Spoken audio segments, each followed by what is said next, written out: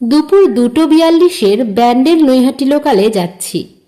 গা ভর্তি সোনার গয়না পরে একজন মহিলা ট্রেনে উঠলেন। সঙ্গে কেউ নেই, আমার সামনেই বসলেন। এই সময়ের এই ট্রেনটা দুপুরবেলা হলেও ভালোই ভিড় হয়, কারণ এর আগে পরে বেশ অনেকটা সময় ট্রেন থাকে না। গা ভর্তি গয়না পরে এই রুটে একা একা জার্নি করবে দেখে আমার নিজেরই ভয় লাগলো। মনে মনে ভাবলাম, বেশ সাহস আছে তো মহিলার। তারপর আবার ভাবলাম, হয়তো এই রুটে প্রথমবার জার্নি করছে। এমন নির্জন ফাঁকা একটা রুট, আবার ব্যান্ডেল বা নৈহাটি দুটো স্টেশনেই ভীষণ ভিড় হয়। 1 মিনিট পর পর ট্রেন চলতেই থাকে। এর মধ্যে এত সোনা গয়না পরাটা বেশ রিস্ক। এসব ভাবতে ভাবতেই আমাদের পুরো সিটটাতেই দুজন দুজন করে 4 জন বসে ভর্তি হয়ে গেল। ট্রেনটা তখনও ছাড়েনি। ওই মহিলাটির পাশে বসে থাকা একজন ভদ্রমহিলা, যার বয়স 45 হবে, হঠাৎ ওই মহিলার হাতের মোটা মোটা বালাগুলো দেখতে লাগলো আর ওনাকে বলল, কোথায় যাবেন? মেয়েটি হেসেই উত্তর দিল, হাবড়া লাইনে নিমতলা যাব। এরপর দুজনের কথোপকথন শুরু হয়ে গেল। আচ্ছা, ওখানে কে আছে তোমার? শ্বশুর বাড়ি যাব। তোমাকে দেখেই মনে হচ্ছে তুমি নতুন বউ। তোমার হাতের গয়নাগুলো এত সুন্দর লাগছে।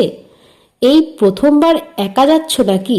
হ্যাঁ, আসলে একটু দরকারে পড়ে একাই যেতে হচ্ছে, তাও 7 মাস হয়েই গেল বিয়ের। আমি মনে মনে ভাবছি, এবার নির্ঘাত ফাঁসবে। ভাবতে ভাবতেই আমার পাশে আরেকটি মেয়ে বসেছিল। দেখে মনে হচ্ছে প্রায় 35 বছর হবে, কিন্তু অবিবাহিতা। মেয়েটিও এবার গয়না ভর্তি মেয়েটাকে দেখে বলল, সত্যি তোমার গয়নাগুলো খুব সুন্দর। সব বাপের বাড়ি থেকে দিয়েছে নাকি? ওই মেয়েটাও বোকার মতো সব বলে চলেছে। আমি ভালোই বুঝলাম ওই অচেনা দুজনই দুজনের আগে থেকে চেনা বা একই গ্যাংয়ের লোক। তবে এমন ভাব করছে যেন কেউ কাউকে চেনে না, প্রথমবার দেখা। নৈহাটি ঢোকার আগেই বেশ ভাব জমিয়ে নিয়েছে। এবার ওই মহিলা ওই গয়না ভর্তি বউটিকে বললেন, নামার সময় খুব ভিড় হয়, সবার শেষে নামবে। আমরাও থাকবো, অসুবিধে নেই। আমি ভাবলাম, এবার তো বউটার বিপদ হবে। আমি ইচ্ছে করেই বললাম, আরে বৌদি, আমাকে চিনতে পারছো না? অনেকক্ষণ ধরেই শুনলাম তুমি গল্প করছিলে। আমি তো ওখানকারই মেয়ে। আমি নিমতলাতেই যাব।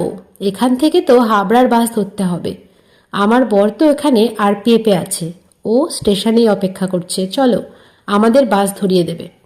বউটা একটু হকচকিয়ে গেল, কিন্তু তাও বলল, বেশ, হ্যাঁ ঠিক আছে। আমি আর কিছু বলার সুযোগ দিলাম না। ওই মহিলাটিকে বললাম, চলুন আমাদের সঙ্গে, কিছু হবে না।